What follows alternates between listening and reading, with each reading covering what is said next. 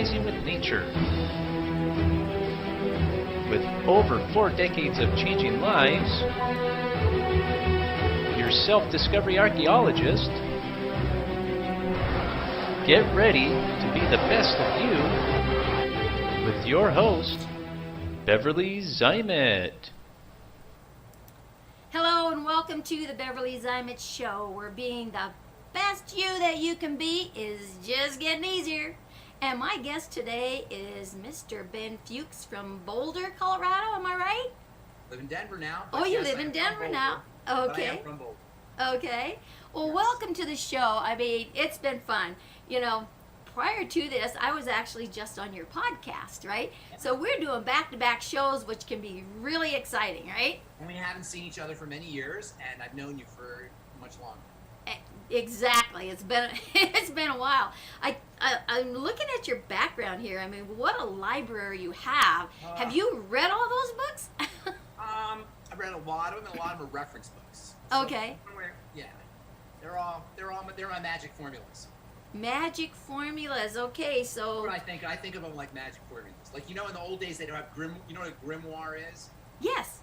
Yeah, in the old days, they have grimoires. So these, and of course, we get the word grammar from that, grimoire. So grimoire is just Right. information that's transported in signs or sigils or words. What we call words are really sigils. They're meaningful groups of symbols. And so books to me represent all kinds of things that you could use to have a really powerful life. Like the same way you can use magic books to have a really powerful Right. life. Books to me and information to me represents my tools for having a powerful life. Now, ultimately, it becomes imprinted on you, and you don't even need books. But I still like the aha experience of making a connection that somebody's inputted into me through language or through even a word or a sentence or an image that just strikes me the right way. Has this ever happened Right. to you? It just strikes you the right It way. does. And a door opens. I know. A You're like, magical oh door. my gosh. Yeah. Yeah, And exactly. I get those every day, literally every day, multiple times a day. Exactly. Magical doors open. And that's, you know, you were talking about identity earlier, and my personal identity is as somebody who is resourceful and who could leverage everything in his environment to grow, to become better. That's how I identify. So when Okay. stuff happens to me, I identify that as a person who can use that stuff, whatever that stuff is, in order to be great, as Right. grist for the mill, as boot camp. I had a really, really bad childhood, but I consider it boot camp. It made me great. If I didn't have Yes. that really bad childhood, I would not be great. I would not be the person I am today if it weren't for that. And that's my identity, as somebody who can use everything in their environment in order to be great. And nothing, to me, has more potential to push me into greatness than the information I get from books. And not just books, papers. You should see all the papers I have as well. Well, I you get know, a lot of, I think. I get a lot of cachet that way. Go ahead, I'm sorry. Oh, that's great, and you really tapped onto something here. You know, with all the books and everything, knowledge is Yeah. is absolutely priceless. Well, you know what I would say? Only if you- Knowledge.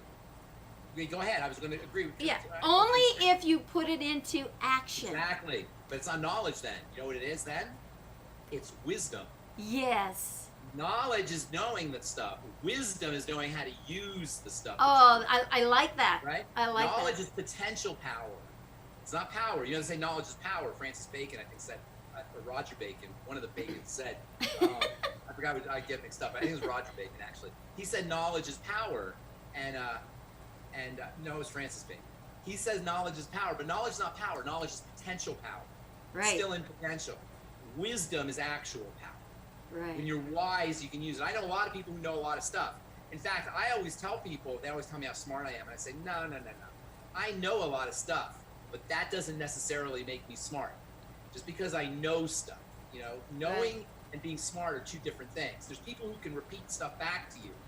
Doctors, for example, Right. not all doctors, but a lot of doctors can repeat stuff back to you. But to understand what that stuff really is, to really have a grasping, working knowledge of what that stuff is, they can play with it and they can mix it up and mix and match it and riff off of it, so to speak.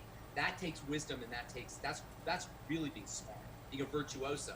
It's like the difference between somebody who's learning to play violin or somebody who plays violin by just imitating, or Right. somebody who can put stuff together, who could be a virtuoso, who can riff on the violin. That's kind of like being an artist. You know, an artist that has that just in his chemistry.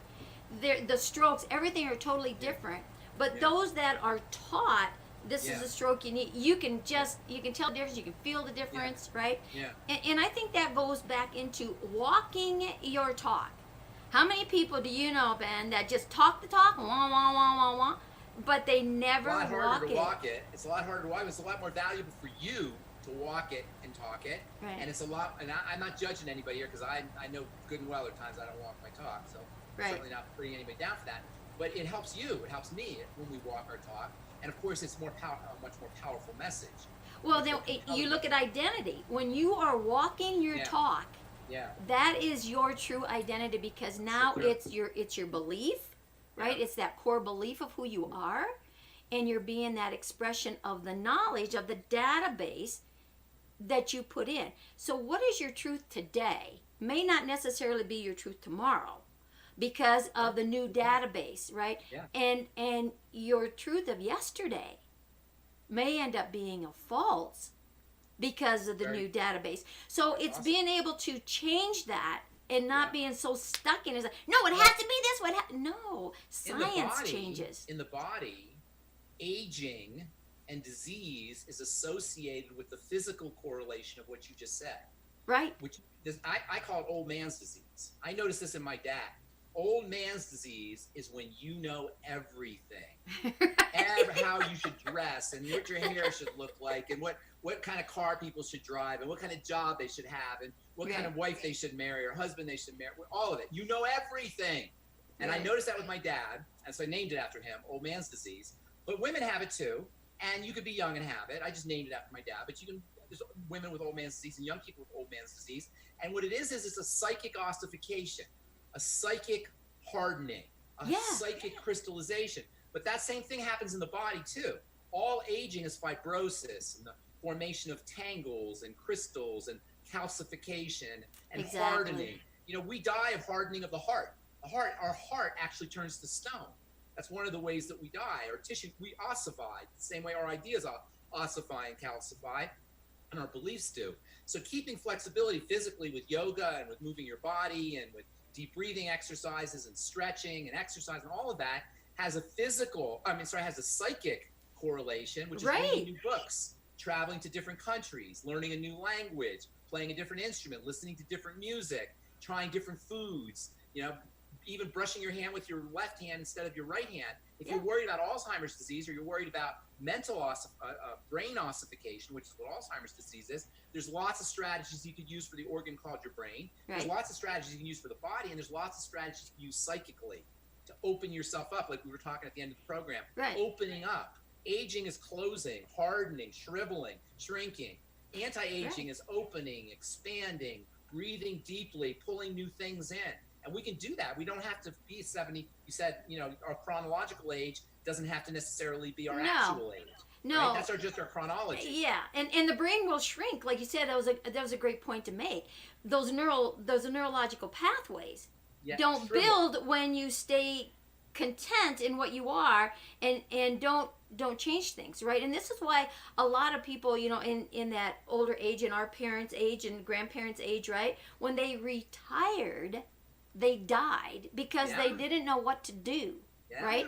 Yeah. You know, But so if they traveled, I bet they added years to their life if they traveled. yeah, Or they learned a new language, or they developed Right. a different skill set of some kind. Yeah. That's always a great strategy as you age, is to do something that you would never, you wouldn't have ordinarily done. We're talking about getting yourself up and doing things. You know? exactly. That's Get always- off that couch and get out off there the and couch, adventure. Get off the couch. Yeah. But how? That's the question, though. There's a phenomenon, or there's a cliche, I guess you could say, called pulling yourself up by your bootstraps. Right. Have you ever heard that? Yes. And what it means is you generate the power yourself to get yourself up. You don't lean on anybody. You do it by your own bootstraps. The problem is that's impossible. You can't really pull yourself up by your bootstraps. Nobody could ever do that. You can't pull this way. It's not going to work. So in the same way, that saying is sometimes it's more glib and just more jargon and more new age Right. kind of sloganeering than it is an actual thing that people can do. So that's always been the question for me, is how do you generate enough power to get off the couch? Because you need to get off the couch to have power. So it's like a catch-22. Ah, very good. This 6 Very inches good. right here. Very good. What you Very can conceive and believe, you Very can good. achieve, Yeah, right? you start with belief. You start with belief. Oh my gosh, yeah. And Yeah. how many people don't believe in themselves because they think that Because they believe. No, they believe.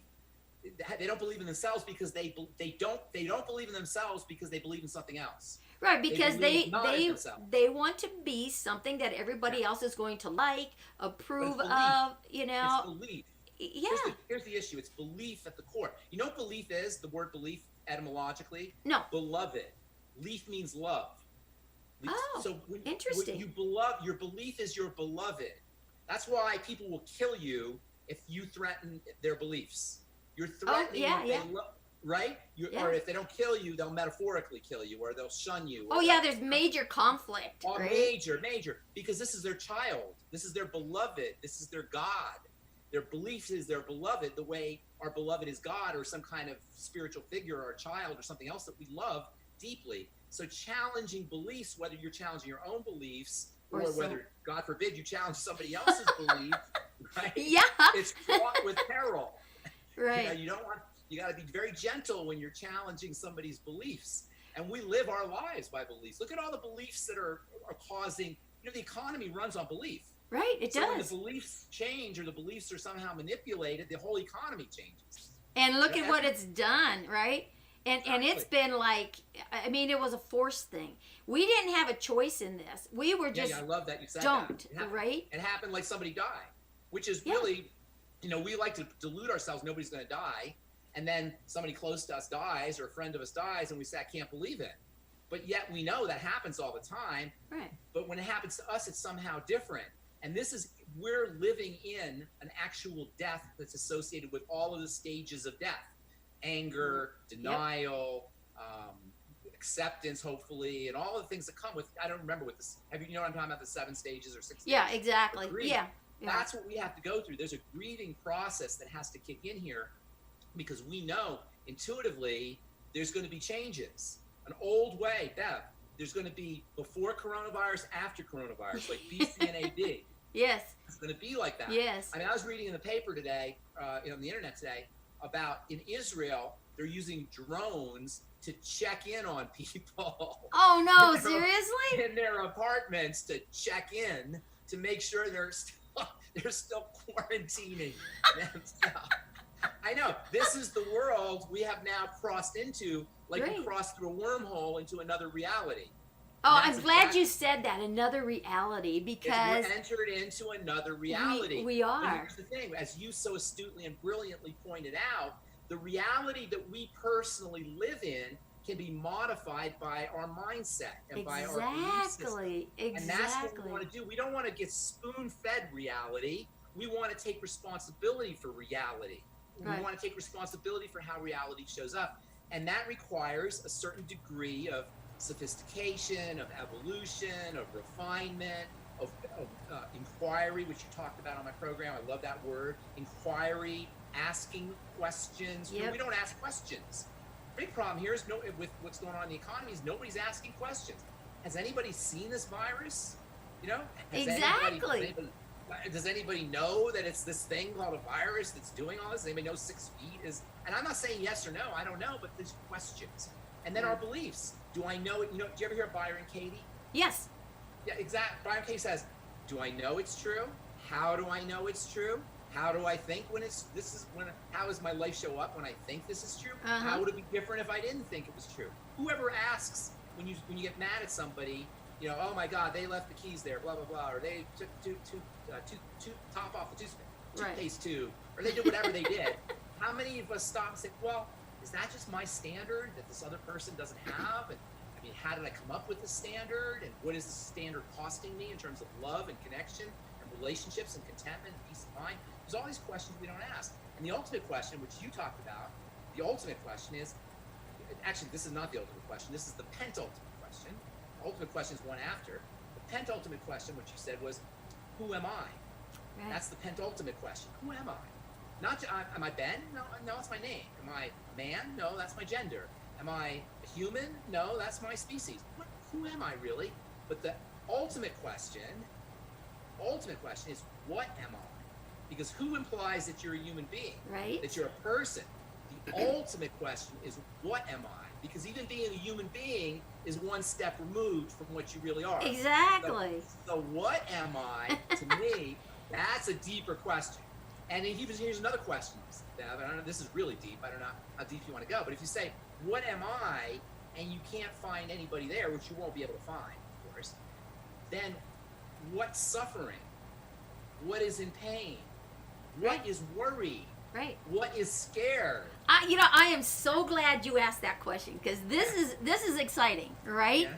You know, so when you look at that, that's part of that walking the talk and discovering who you are and everything. And like you said, the who, what's, where's, why's, but the what you are is walking that talk, is being that true expression of who you are.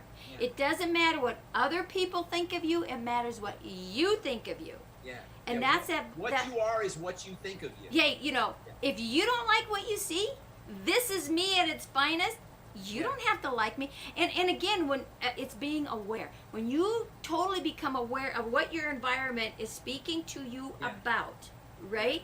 Now you can be aware of why you respond to someone else. So when you see a conflict, when someone is in a conversation and all of a sudden there's a conflict in here because of something they triggered, it's a reflection to say, hey, I can change that, my perception, where did it come from? You know, it's you. But here's the thing. Yeah. You know, where does that? You said that when there's a conflict out there, you feel it in here. Where is that conflict that's out there really? Well, Where's it occurring? Again, because Where's it really occurring? Truly occurring? In here. No, in your mind. Yeah. You're perceiving it. Yeah. It's your database. It's your old database that starts. It's solipsistic. Yeah. It's solipsistic. Yeah. You're perceiving what's in your brain, and you're scared of your own brain. We're scared I like that. You're scared of your own brain. That is so true. We're scared of our own brain. Yeah. When we live in fear, or when we're mad at our own brain, and we're sad. We're sad about our own brain. It's not the other person, because the other person is in the brain. Yeah. Everything exists. There's no there. Yeah. It's all in here. And when Jesus says in the Bible, love others as you love yourself, he's saying love others because they are yourself. Yeah, because we're all one, right? We're all one. When you're angry, Bev, whose blood pressure goes up? I'm angry at my boss. Oh, great. Whose blood pressure's going up? Whose cortisol's going up?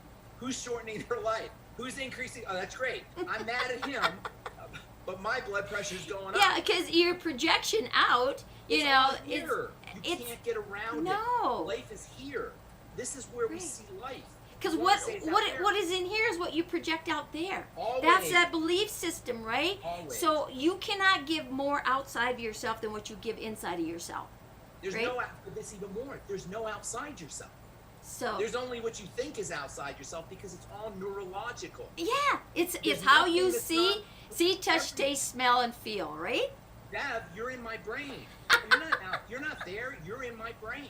And so I can hear you complimenting me, or I can hear you dissing me, but you're saying the same sentence. Because it's all happening in here. It's one word and how we interpret. All of it. And it's that trigger. Even your very presence is in my brain. Yeah. And we really have to sit with that we are the God of our reality, in the sense that we create it all in our brain. In our brain. That's right. Everything in our brain. We're the God of our reality. If you have a God in your reality that you worship and you believe in, that God is within your reality. You created that. Mm-hmm. We want to project like a ventriloquist. Yeah. We want to throw our voice. Yeah. And he's talking over here. The dummy's talking over here. No, you're talking. That was my other twin. That was the evil twin, right? Yeah, exactly. That was the evil twin. No, it's you. Right. We do an illusion, a game. We play a game. We project, and it's all a game. It's not a dream. But when we close our eyes at night and have a dream at night, or like a real dream, where is that? Say you dreamed you drove through McDonald's, right? Where is that McDonald's? Who built that McDonald's? Who made the car car that you drove through that McDonald's. Nothing. It was all in here. That's like this whole world is an illusion, right? It's all an illusion. A dream. Have you been in the virtual reality world? I mean, I the have real. a little bit. Okay. A little bit. Okay, I'm working with a project here with someone where we're actually doing everything in virtual reality. We're doing networking over there. We're teaching classes over there. We have built this whole university. So everybody has their little avatar that they bounce on. And I'll share that information with you later, and I'll take you on a journey, right? We'll set up another time for that. But it's so... Is it like Second Life? It's way beyond that. Way beyond. Second Life is like kindergarten. I'm going to take you to graduate school. Okay. Right? All right. I'm good. And, I like that. and it's really interesting because most of our time now is online, right? Especially with this confinement area. But the kids coming into the world today are different from the kids that came in before. And why is that? Is because the technology is in their DNA. Yeah, that's right. Right? They're born with it. They are. It's crazy. They're born with a smartphone in their hand. I know. I can go to my little great grandkids, that 3-year-old, and say, "Can you find this for Grandma?" Right? And they, "Oh, Grandma," and they go like this, and you're like, "Alrighty then," You know, there's a guy who wrote a book called "Thank You for Being Late." Thomas Friedman. You ever heard of this guy's New York Times writer? No. Thank You for Being Late, and in it he talks about 2008 being a point where technology, the world shifted in a very subtle way, in the sense that nobody noticed it, but in a huge way. That's when we had the cloud began, and Uber began, and Dropbox began, and iPhones first came out, and touch screens, and our ability to interact with the digital world took a quantum leap in the year 2008. Yeah, it to did. the point where the world completely changed, and nobody noticed it, he says, except in retrospect, we can see it. And now we're 12 years into this epochal or beyond generational historic change. Right. Like, I really believe that we're in a time period now that's going to be a before and after. Major. Yeah. I mean, on one hand, it's really exciting to be a part of this whole thing. Well, half glass, half full. And then, half empty, yeah. half empty, half full. And then on the other side, it's like, scary. Yeah. You know, do you ever hear of Pema Chodron? Pema Chodron? No. She's a Buddhist monk, and just brilliant. She writes a lot about uncertainty and about living with uncertainty. What title of one of her books is Living with Uncertainty, Living with Fear. And she talks about how the nature of the world is to promote uncertainty, but you can live with it. And she tells a story of how she was scared of boats and water. And so she went on a boat with her kid to give her kid a boat ride. And on the boat ride, there's this big box on the deck. And you stand over it and you look at the water, and the boat rocks. And Pema's terrified. Her and her son are on this thing. And Pema says, my face got white, and I got clammy and cold, and I felt nauseous and queasy, and I was starting to lose control, and I was getting dizzy. And she says, and then I explained it to my son, who's 10 years old, and my son looked at me, and he smiled, a big smile, and says, "Yeah, me too." And it's like he felt the same thing she felt, but he thought it was exciting. Right. He thought it was the greatest thing ever, and she was like terrified. It's like, that's how you have to look at it. The input's the same, right? But it's how you're processing that input via perception and belief and thought patterns. Young kids think when you're on a plane and you go straight down, 300 or 400 or 500 or 1,000 feet or whatever it is, that's fun. But adults are like, I'm going to die. It's it's not the fall that gets you, it's that landing. Oh, yeah, that's true. It's the landing. The landing. I think the fall would suck, too. I thought about it. Well, have you ever done skydiving? No. Oh, my gosh, you got it. Oh, Ben, you got it. Go to Fort Collins and go skydiving. No, I tell you, it is like the ultimate. I bet. You're facing death. You're totally facing death. Yeah. It's like that movie Fight Club. Do you ever see Fight Club? No. Brad Pitt? Great movie. So in the movie, he takes a gun, he points at the back of the guy's head, and he's going to kill the guy. And the guy starts pleading for his life and begging for his life, and please, no. Finally, after begging for a while, Brad puts the gun away and says, "All right, go up." And then Brad Pitt's girlfriend, or not his girlfriend, the other guy in the movie, says to Brad, "Why did you do that? What are you, crazy? What are you screwing with this guy's head?" Brad Pitt says, "Tomorrow when that guy has his Wheaties for breakfast, that's going to be the best Wheaties he ever tasted. He's not going to believe how delicious that milk and those flakes of wheat are going to be." Right. And that's kind of how it is. It's like, I listen to sometimes people who, when they got out of prison, and they talk about how they can't believe a blade of grass. Right. Or they can't believe the sky. They can't believe they can actually walk out of their house and see the sky. Right. And so there are all these things in our lives that we can, you can either savor and you can appreciate and you can respect and you can want to be with, or the other way around. And it all comes down to how, your belief system, the context that you're placing that event in. It's not the event itself, it's how you're framing it. Right, and it's what you're going to do when that shifts, just like what's going on right now, right? When we shift out of this forced arena, we shift out of that, how are we going to respond differently out there than we did when we were out there before we were put into this, right? I hope we do. I hope we love each other more. I hope we connect with each other more. Oh my gosh, we're appreciative of each other more. Exactly, and I think, you see more Facebook Lives coming up. You see more all kinds of that interaction, right? Which is great. Did you just start yours, or had you been doing yours? Actually, I started mine at the end of February, right? This past year, this February. Just That's like when I started seeing it. So you started it when all this was happening. Well, I started it just prior to that. Just prior. Prior to it. Okay, so did you see it coming, or did you think that or it was just coincidence? I don't believe in coincidences. I think gotcha. It was a message saying, because I've been looking at wanting to do a show, but I didn't want to do it the way I had done it before. I wanted a different look, and I finally connected with someone who could give me what I was looking for in that professional field to set myself aside from, right? And what I'm doing now is teaching others how they can create their own presence in a professional way to stand out from all the chitter chatter that's on there now. What makes you different? Is that what your show is about? It's helping people like brand themselves, or it just kind of evaporated, and it just kind of came together on that, right?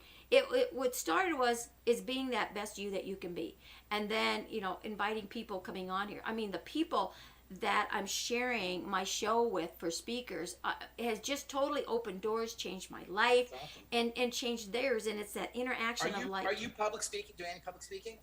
I do. I want to get more on that circuit. Are you doing network marketing at all? Yeah. What are you doing? Yeah. I'm actually working with a company that is Smart Coffee. You know Steve Schultz? Oh yeah, I love Steve. I'm working with Steve. Part of your company? I'm working with Steve. Yeah. Oh, I love Steve. One of my favorite people. Yeah. Tell him I said hello. I will do that. I will definitely do that. Good for you. So Matt's out of Wisconsin. Is that his company? He's in Wisconsin. No, he knows the owner of the company. It's Revital You, right? And it's basically 3 products. It's coffee, hot chocolate, and a CBD oil that you can use to go to sleep with. CBD. It's got a next CBD. Next time we do a show, I got a bowl now. The next time we do a show, let's do one on CBD. Okay. I know quite a bit about CBD. I'm a big fan. I started studying CBD in pharmacy school in the 80s. Yeah. Isn't that amazing? We learned about the endocannabinoid system in 1985. Wow. And I thought that was amazing, the idea that you have the same neurochemistry in your body that you do, that there is, that's linked to or associated with stuff that grows out of the ground. Right. Well, that's true, Ben. Don't you think that's really true with other herbs, with herbology and stuff, and even 100%. With essential oils? 100%. The only reason we don't consider those essential, the phytonutrients that are in herbs, the flavonoids, the polyphenols, the carotenes, these phytonutrients, and there's zillions of them. Really, there's so many, there's countless of them. The only reason we don't consider them as important as the vitamins and the minerals and the amino acids is because they're in the body in such tiny, tiny concentrations. We didn't even know they existed. Right. We didn't know that there was an interaction that they had with cells when vitamins were first discovered, when science was somewhat crude and our detection mechanisms were somewhat primitive and unrefined. This was back in like the 30s and 20s. Right. As we got more and more sophisticated with our detection devices, our ability to really see what was happening, we saw that quercetin and resveratrol and epigallocatechin and that's a good word, epigallocatechin gallate, actually, to you, if you must know. And all of these, there's really zillions with a Z. Right. You keep finding them. That's why you keep having these new nutritional supplements coming out with the latest and greatest, because they keep finding newer and newer ones. Right. They are in the cell and they help the cell work with just the same importance and relevance as vitamins do, or as minerals do, as other things, and they're just as essential. The body can't make them, but we didn't recognize it as such. And because the allopathic model is so focused on drugs, just like they poo-poo nutrients, although they're a little bit better with that, they poo-poo the power of these phytonutrients and phytochemicals that are in herbs and vegetables and foods. Hippocrates, father of modern medicine, or the father of medicine, not modern medicine, but the father of medicine, said, let food be thy medicine, and let medicine be thy food. Right. And I think those are wise words. I do, and for as ancient as that is, it's still relevant in today's world, right? Isn't that great? It is. As ancient as that is, it's still powerful wisdom. Not much you could say in the medical model that they used to believe in, the 4 humors and bleeding and all the things that they used to do.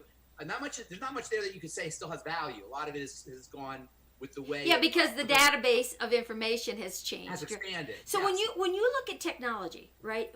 When you look at the science things and the equipment that they have to measure the neural pathways and the triggers and all that crap that's going on up here in that physical brain, they're putting it in the old box. Yeah, they're putting it in that old box. They haven't changed the box yet, so they're sticking it in the old box, and in the old box it looks good. Right. In the old box, because it's an old box, they're judging it against the walls. So when you look at metaphysics, you're like metaphysics and physics. They used to be like in completely different libraries. Now, not only are they in the same library, they're in the same book. Yeah, quantum is metaphysics. Yeah. Metaphysics is quantum physics, but we haven't really, even though we discovered quantum and we started to really get clear on what it was in the 1930s and 40s. I shouldn't say get clear. We started to understand some of it. It's still pretty bizarre because it's metaphysical. Right. You're conscious at the quantum level. Your consciousness has an impact. Not so at the physics level. I mean, I'm not going to make this computer jump by staring at it, but I can make electrons jump based on experiments. I can make electrons jump by staring at it. So the quantum world has a certain flexibility and malleability that you don't have, or I should say the metaphysical world or the quantum world, because they're the same, has a certain flexibility that you don't have at the physical level, but because we're stuck as a society. And again, that goes back in that belief, the power of the mind, right? The power of the beliefs. At the physics level, but yet we know there's a quantum physics level. We just hasn't merged yet. Well, it's like if I don't see it, I can't believe it. Right? Well, radio, I'm talking to you, I can't see, how the heck is that happening? I love mind over matter, and I got to go. Oh, that's what got me started on everything. Way back in the 70s was when I was told it was mind over matter. Oh my God, I'm so glad you put that. But listen, Beth, people say, oh, that's weird, mind over matter. That can't be. Really? Watch this. I lift my hand. Mind over matter. I said I want to lift my hand. I lift my hand. It's mind over matter. Because if you don't mind, it don't matter, right? And if you don't mind, it don't matter. That's right. But everything's mind over matter. Mind is primal to everything. Right. And that's kind of what we were talking about earlier about the solipsistic universe that we live in. And the relationship between mind and brain is something we should save for another episode, because that is another cool.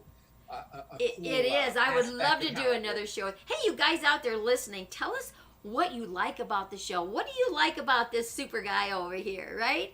He is he's just a wealth of information, and having this discussion is just so awesome. And it was so great to reconnect, so if you want him back, tell us you want him back, right? What do you want him to talk about? It's so great, and that's what I love about the show that I do. Put me on the spot. It's organic, right? It's organic. It's not premeditated. It's not practiced out. It's just what shows up, and I like that. That's what makes it real. That's what makes you that better you. I try to function that way as much as possible. Yeah. Stream of consciousness. Stream of consciousness. I like that. Yeah. I like that. And the world out there is streaming right by you. Are you conscious of it or not conscious of it, right? And where are you with that? Where are you with change in your life? Because change is happening whether you want it to or not.